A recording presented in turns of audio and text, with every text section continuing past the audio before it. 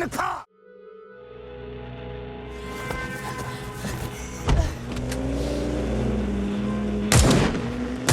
The movie starts with the President of the United States practicing his speech before going to the press to tell them about the defeat of the Western forces of Texas and California. The President says that after their defeat, the people of the two states will be welcome to join the United States as soon as the illegal secessionist government is deposed. A reporter, Lee Smith, watches the speech in her hotel room and takes a picture of the President on the TV screen. The following morning, Lee Smith arrives at a riot where the people of New York are protesting and demanding water. Lee watches a young reporter, Jesse, push through the crowd and is caught in the middle of a fight between the protesters and the police.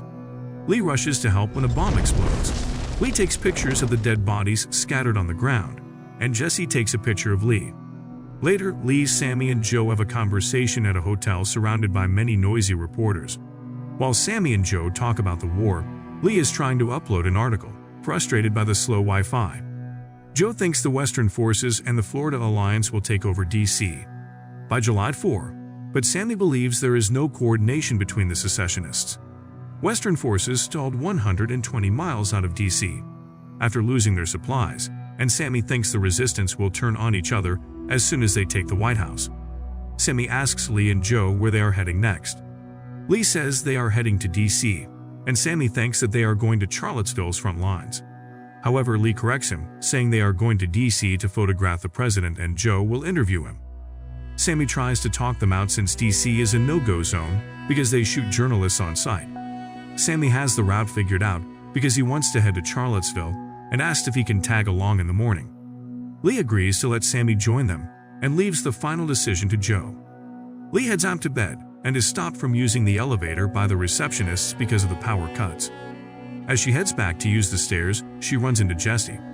She wants to return the safety vest Lee gave her, but Lee insists she keeps it. Lee adds that she should buy a helmet and some Kevlar, and plans to attend more places like the riot. Jessie says that she wants to become a war photographer. Jessie adds that Lee is her hero and shares the same name as her other hero, Lee Miller, who was the first photojournalist to venture into the Ka. Lee excuses herself to head to sleep.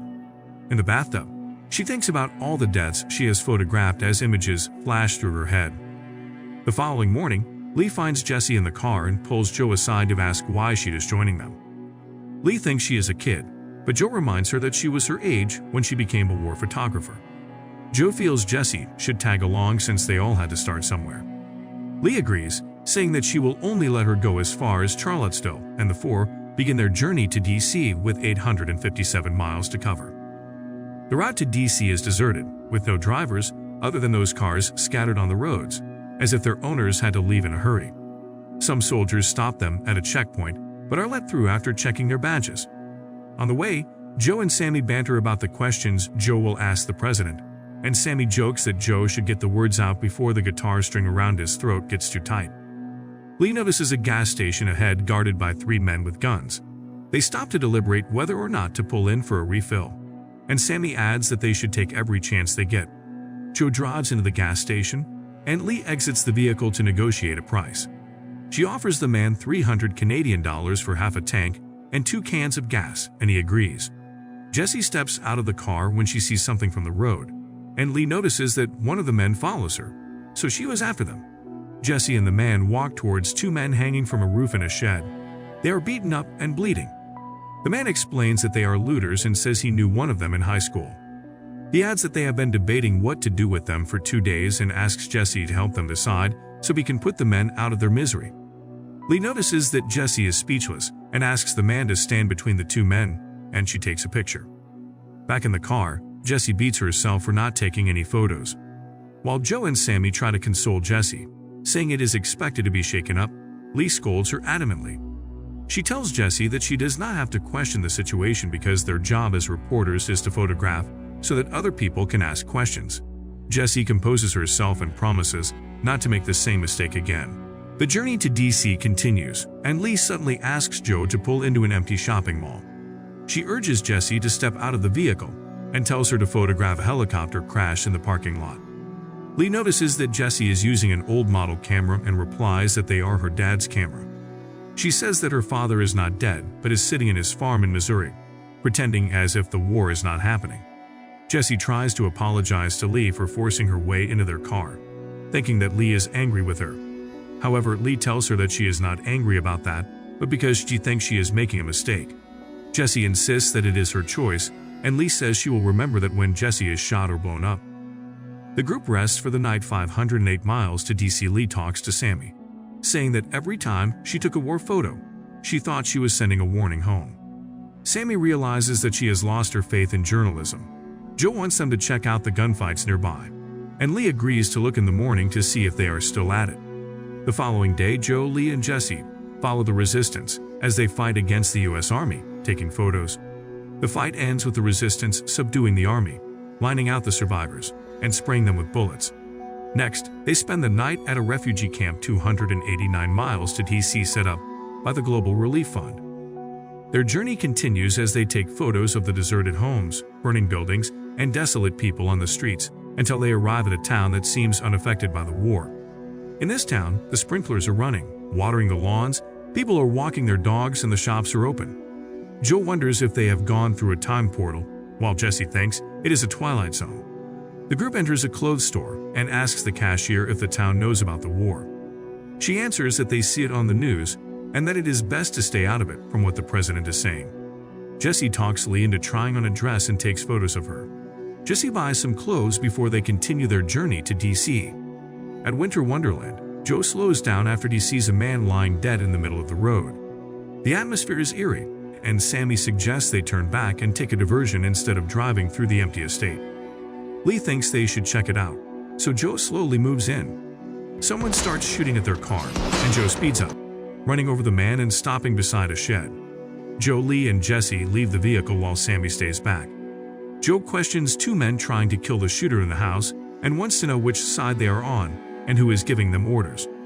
The men respond that they are not taking orders from anybody, but are only trying to kill someone who is also trying to kill them. After a while, the shooter in the house is eliminated, and they drive on. Lee takes over the driving while Joe rests. Jessie fights to fall asleep, but Sammy tells her to nap every chance she gets. Suddenly, Lee notices a car following them at a high speed. Sammy suggests that she slow down and let the car pass. However, the car belongs to their colleagues Tony and Bohai. It turns out that Joe had let their mission leak the night in New York when he was drunk, so Tony and Bohai followed them. Tony does a crazy stunt, jumping from their van into their van while they are still driving, which excites Jessie, and she does the same. Bohai speeds fast past them, which makes Lee worry about Jessie. Lee loses concentration on the road, and they almost crash into an oncoming vehicle. She veers off the road in time, and fortunately, the car is not damaged, so she reverses and starts chasing after Bohai. They find the car packed by the side of the road with the doors open, so they pull in. Two men with guns are leading Bohai and Jessie to a pit full of dead bodies. Joe, Tony, and Lee approach them, hoping to get their colleagues back since they are reporters, but the men killed Tony and Bohai, simply because they are not Americans. The men try to intimidate them, but Sammy, including Jessie, rams them into the pit. She steps over the bodies, and Joe pulls her out, but Sammy is hit. The group arrives at Charlottesville, but Sammy dies on the way. Joe is even more frustrated when he learns that the Western forces are moving in to take the White House in the morning since the government military has surrendered. Therefore, their story about getting to the president before other reporters to interview and photograph the president is over, and Sammy died for nothing. The following morning, the Western forces head out to take over the capital. Joe, Jessie, and Lee join them. There is a fierce fight between the resistance and the civil guards protecting the president. While Jessie enthusiastically marches with the resistance soldiers, taking photos of the ambush, Lee struggles to keep herself together. Joe notices it and goes to help Lee. The Western forces almost breach the White House, and it seems like the president wants to make a run for it. Someone is escorted to the president's car and tries to drive through and escape from the Western forces, but they do not make it out. While everyone's attention is on the president's car, Lee tells Joe that the president is still inside the White House. Joe calls Jessie, and she reluctantly follows them into the White House. The Western forces also realize that the president is still inside the White House, so they send in a small group to finish him off. Jessie, Joe, and Lee follow the group as they fight their way in until they get to the president. A few meters away from getting the money shot, Lee notices Jessie standing in the fire line. She jumps in front of Jessie, pushes her to the floor, and takes the bullet for her. Jessie takes the pictures of Lee as she falls to the ground beside her dead, and freezes up for a minute. Joe snaps her out of the trance, and she follows him into the office where the president is hiding. The Western forces subdue the president. As they prepare to kill him, Joe stops them first and asks for a quote. The president begs the Western forces not to kill him, and Joe thinks it is a perfect quote. The movie concludes with Jesse taking photos of the Western forces killing the president.